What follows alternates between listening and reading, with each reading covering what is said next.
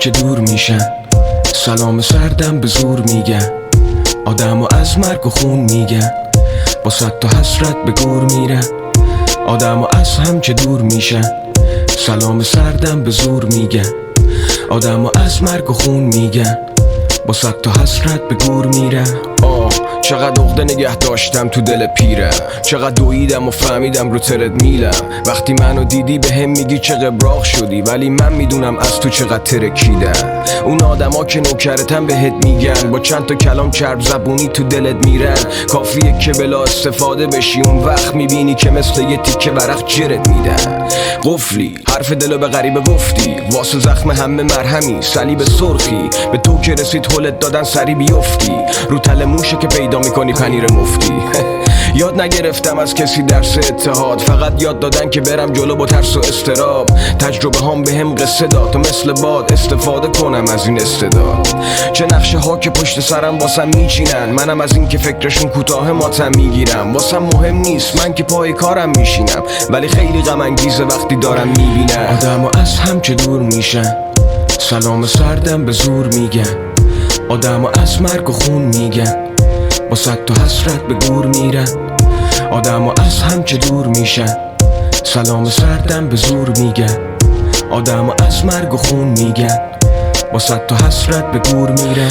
گوش کن، خب ما سطحی ترین مشکلات رو عمیق میبینیم و عمیق ترین مشکلاتمون رو سطحی میگیریم و حال میکنیم وقتی همدیگر رو زخمی میبینیم و قسطی حال میدیم و آخر همه رو نقدی میگیریم. وقتی میمیریم چشما میشه ماتم و خون، ترفی میگیریم و تازه میشیم آدم خوب. یادم خوب من تموم اینا رو دقیقا به چشمم دیدم، کلمه کلمه از رو حقیقت نوشتم. اونم اینه که تو فقط داری نقشه ها تو میچینی، وقتی میرسی به قدرت و اون بالا ها میشینی. مراقب رفتارت با آدما باش، یه روزی برمیگردی پایینم اون آدما رو میبینی. حالا خدا باهات حال کرده، ولی کنارشم برات یه چاک کنده. یعنی که وقتی تو رفتی تو فاز قدرت، یه دیدی شدی کارمندت. من این بحث رو اینجا مطرح میکنم، هرچند میدونم همینم سرنخ میکنن. نشستم با مغز خراب و هر لحظه تو فکر که تو رو له کنن. یه گله اهل کوفه، اونا که فقط میرن به دنبال حاشیه و خب اصل هدف فقط فروپاشیه. ها چیه؟ نکنه میخوای بگی فقط؟ نه فقط، ببین به همه میگن حاشیه. اونا که گنده کردنت واسه شون راحته، اولاش تنها فکر و ذکرشون حمایته. بهت میگن کم نیار، برو جلو وانده، تا گنده شدی یهو میکنن تو ما. آدمو از هم که دور میشن، سلام سردم به زور میگن. آدمو از مرگ و خون میگن، با صد تا حسرت به گور میرن. آدمو از هم که دور میشن، سلام سردم به زور میگن. آدمو از مرگ و خون میگن، با صد تا حسرت به گور میرن. راستش به هم گفتن که تو این کارم وصیت کنم و ترجیحاً میخوام که تمرکز رو مسیرم کنم. و وصیت واسه من به معنای حرف آخره که بعدش سکوته، واسم سخت باورش. سکوت منو تو یعنی که دیگه ما همین که هست و قبول کنیم و بری تو لاکت صداتو بکشی تو دل شهر رو تموم کنی. چون که زندگی دشواره، چشمات پرشکه، دشوار چی بگم از سشوار گذشته.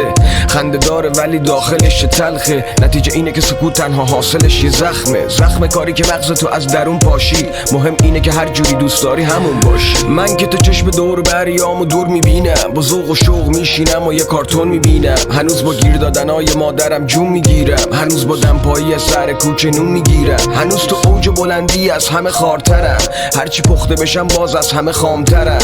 رئیسم که بشم واسه وطن کارگرم، اینا رو نوشتم تو از این دنیا لال نرم. آدمو از هم که دور میشن، سلام سردم به زور میگن. آدمو از مرگ و خون میگن، با صد تا حسرت به گور میرن. آدمو از هم که دور میشن، سلام سردم به زور میگن.